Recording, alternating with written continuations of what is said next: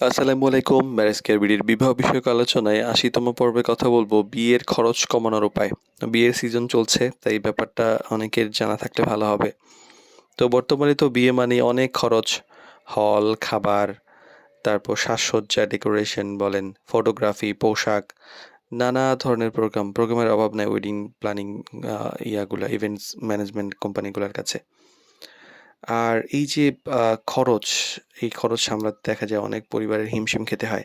আবার অনেকে দেখা যায় যে অপ্রয়োজনীয় কিছু খরচ তৈরি হয়ে যায়, সেগুলোও করতে হয়। কিন্তু বাস্তবতা হলো মানে সুন্দর বিয়ে মানেই যে বেশি খরচ এরকম না। সঠিক পরিকল্পনা করলে খরচ কিছুটা হলেও কমিয়ে আনা সম্ভব এবং সুন্দরভাবে বিয়ে আনা সম্ভব। বিয়ে মানে কমপ্লিট করা সম্ভব। তো এর জন্য কিছু জিনিস একটু বোঝা উচিত যে আসলে কোনটা প্রয়োজন এবং কোনটা ইচ্ছা, এটা একটু ক্লিয়ার করা উচিত। অনেক সময় হয় কি যে কিছু জিনিস থাকে শুধুমাত্র লোক দেখানোর জন্য। সেগুলা আসলে ইচ্ছা। আর কিছু জিনিস আছে একদমই প্রয়োজন, যেটা লাগবেই।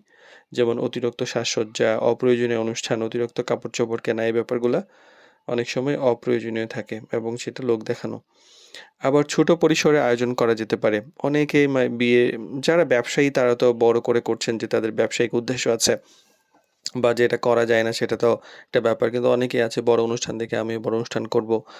ধার করে ঋণ করেও অনেকে করেন। তো এটা ঠিক না। তো খুব ঘনিষ্ঠ আত্মীয়স্বজন নিয়ে ছোট করেও যদি আপনারা বিয়ে-শাদির আয়োজনটা করেন, সেটাও সুন্দর হয়। আর এটা মানুষ ভুলে যায়, আর মানুষকে যতই খাওয়ান কখনোই তৃপ্তি করতে পারবেন না।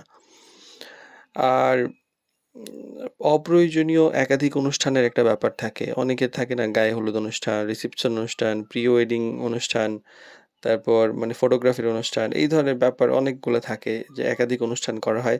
যেগুলো প্রত্যেকটাতে অনেক মানে এগুলো তো বাধ্যতামূলক নয়।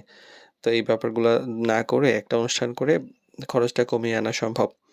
পোশাক এবং সাজে একটা ইয়া থাকে। পার্লার বলেন, দামি পোশাক কেনা বলেন, তারপর নানা ধরনের পোশাকীয় আচরণ ব্যাপারগুলা যে থাকে দেখানোর জন্য, সেগুলা একটু আ কমিয়ে করা উচিত। যেহেতু একদিনের জন্য মাত্র ব্যবহার করা হয়।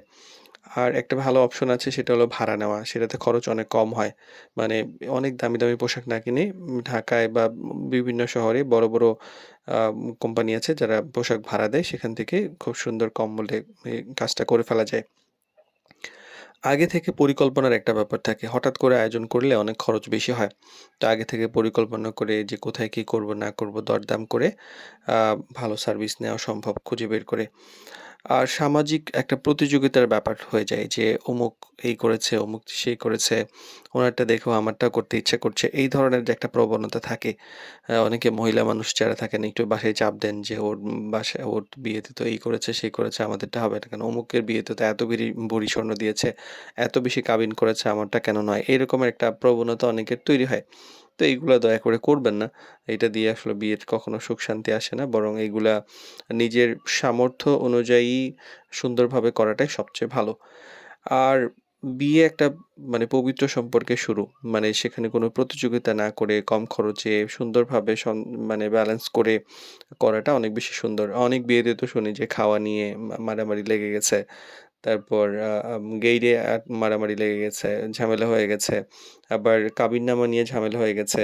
এই ধরনের নানা জটিলতা হয়, যেগুলা আ মানে বিয়ে তো মানে সুন্দর হয়ই না, বরং খারাপ হয়। এই ব্যাপারগুলো আগেই সুন্দরভাবে পরিকল্পনা করে আগালে আ ভালো হয়। সচেতন পরিকল্পনা, সংযম এবং বাস্তবতা মেনে যদি আমরা কম খরচে সুন্দর একটি অর্থবহ বিবাহ আয়োজন করি, তাহলে সেটাই বেশি সুন্দর হয়।